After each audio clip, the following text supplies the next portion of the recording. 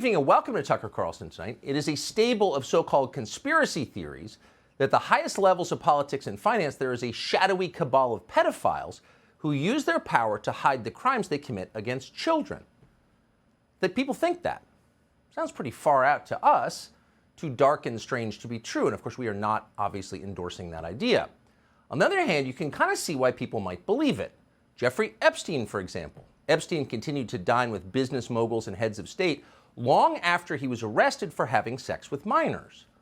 How did he do that? Why did nobody say anything? Why did people keep eating with him? Well, at the very least, we can conclude based on the evidence that there is a tolerance for pedophilia among the most powerful in our society, a tolerance that you would not find in, say, your average middle-class American family. Some of the rich really are different that way. That's clearly true. And in case you need more evidence of that, consider Balenciaga. Balenciaga is what they call a luxury brand. Balenciaga is a company that sells $1,100 sneakers and cotton sweatshirts for $1,500 to people who've literally run out of things to buy. You're probably not doing your back-to-school shopping at Balenciaga, but some people apparently are.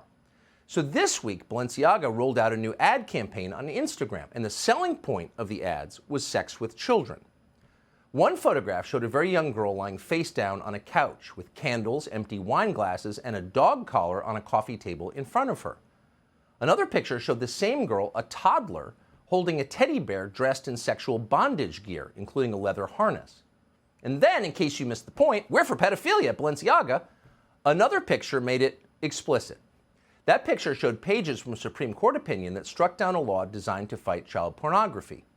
Whoever staged the photo shoot made certain to include a portion of that opinion that used the word sex or sexual 4 times. And of course, that was not an accident. Balenciaga wanted you to notice. So this seemed like a big story to us, as we told you last night.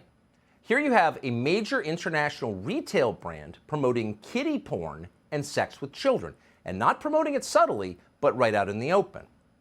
No healthy society can tolerate that, and in fact, none ever have tolerated it. There's never been a time in American history where pedophilia was considered anything other than the worst thing, the most horrifying crime imaginable. Pedophiles famously get killed in prison because even murderers consider them immoral. That's how out of bounds it is and has always been to sexualize children. It's totally unacceptable. But apparently, it's not unacceptable anymore. Academics have redefined child molesters as minor attracted persons, and the point, of course, is to send the message that actually it's not that big a deal. It's just a different kind of love. So maybe not surprisingly, given that trend, apart from a few isolated exceptions in the American media, almost all outlets completely ignored Balenciaga's kiddie porn ad campaign. There was not a single story about it in the New York Times this morning, or in Jeff Bezos' Washington Post, or on CNN or NBC. There was no talk of an investigation or a boycott. The usual outrage merchants stayed completely silent because they weren't outraged. Balenciaga ultimately issued a statement saying it was going to punish the photographer who did the shoot, like it was the photographer's fault and they didn't know about it. And after that, the story effectively died. And that means that the CEO of Balenciaga, a man called Cedric Charbit, will not become a social pariah for what his company has just done. He will continue, just as Jeffrey Epstein continued, to enjoy his busy social life totally unpenalized with his many fabulous celebrity friends. Here he is, for example, with the mayor of New York City, Eric Adams, who looks very excited to be with him. Now, we found that picture, by the way, in less than a minute online. Yet as far as we know, apart from us on this show, no one has asked Eric Adams about it, and it's likely that nobody ever will. And the reason is simple. The media have no interest in covering the sexualization of children. Their interest, and it's a very intense interest, tellingly so, is in destroying anyone who complains about the sexualization of children, or who even notices it. Noticing it, they tell us, is an attack on the LGBT community. So the assumption here, their assumption, apparently, is that gay people are in favor of molesting kids, and of course in favor of performing genital mutilation on minors. But that's absurd. No normal person is for this, gay or not. It's not anti-gay to oppose kiddie porn, or to feel horror at the fact that doctors are cutting the breasts off of healthy teenage girls. These are crimes, and most gay people think they're crimes. Why wouldn't they think that?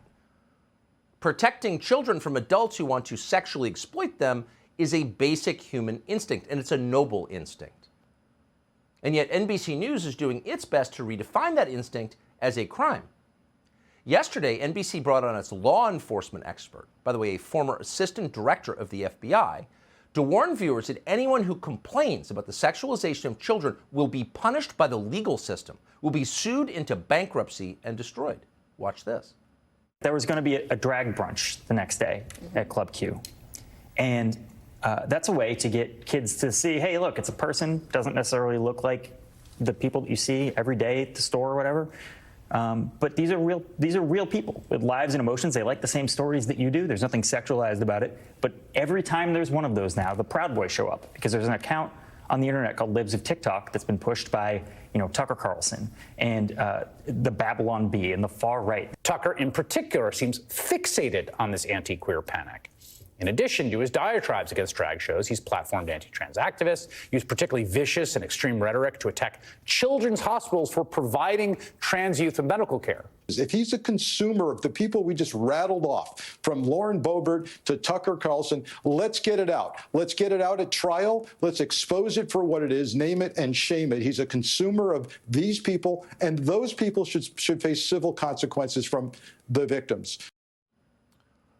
Oh, so the former assistant director of the FBI calling for, quote, civil consequences against anyone who doesn't like the sexualization of children. If you complain about it, you're responsible for the murders that other people commit. Is that in the legal code? No, it's not. But NBC News is doing its very best to add it.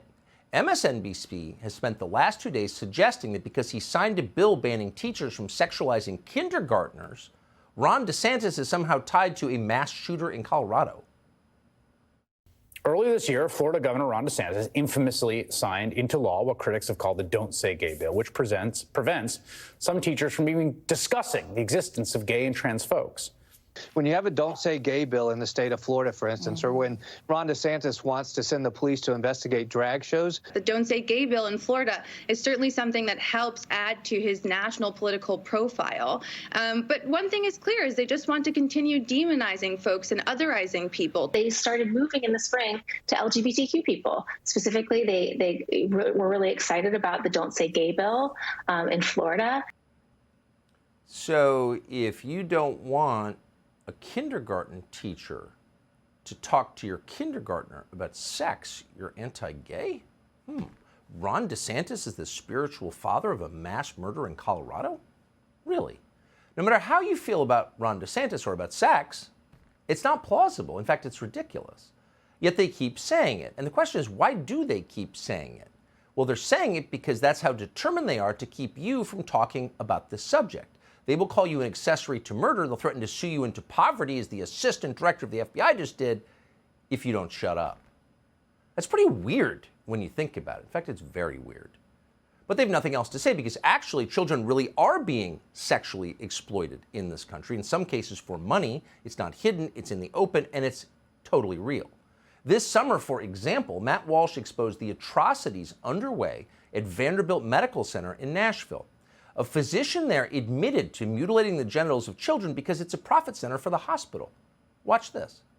These surgeries make a lot of money. So female to male chest reconstruction can bring in $40,000. A patient just on routine hormone treatment, who I'm only seeing a few times a year, can bring in several $1,000s. So that requires a lot of visits and labs. It actually makes money for the hospital. It actually makes money for the hospital. Now, if you were a muckraking reporter with a conscience, that would be the story of a lifetime. It's all there on tape. A doctor admitting they're mutilating the genitals of children for money, naming the dollar amounts. How could you pass that up? But everyone passed it up. No one covered it. Instead, journalists attacked Matt Walsh for uncovering it. Really? What's the motive there? Nor did they cover what's going on at hospitals across the country, including CHOP, the Children's Hospital of Philadelphia, the famous hospital. A hospital that admitted in an email to performing bottom surgery on a minor and slicing off the breasts of young women for no medical reason whatsoever. There's no medical justification for that ever, and yet they bragged about doing it. In Boston, a staffer at Children's Hospital bragged on tape about 2-year-olds preparing to transition. Truly insane, utterly divorced from legitimate medicine, but again, it was completely ignored. Here it is. So most of the patients that we have in the GEMS clinic actually know their gender, usually around the age of puberty, but a good portion of children do know as early as seemingly from the womb, and they will usually express their gender identity as very young children, some as soon as they can talk. They might say phrases such as I'm a girl, or I'm a boy, or I'm going to be a woman, or I'm going to be a mom. Kids know very, very early. So in the GEMS clinic we see a variety of young children all the way down to ages 2 and 3, and usually up to the ages of 9. That is not science. That doesn't bear any resemblance to science. That's scary. And yet the media choose to ignore it. Why? Because no decent person can look that or any of this in the face without wincing, because it's just too awful. It has nothing to do with medicine. It has nothing to do with improving the lives of patients or making this a better country. No, it is a dangerous cult that is causing irreparable harm to children, not just a few, but a lot. Now, at some point, when the spell breaks, our entire society will recognize this because it's obvious, and we will all recoil in shame that we ever tolerated it for a second. But we're not there yet. In the meantime, we are grateful for people like Jamie Michelle, who has had the bravery to tell the truth about what's happening in the face of unending threats. Subscribe to the Fox News YouTube channel to catch our nightly opens, stories that are changing the world and changing your life. From Tucker Carlson Tonight.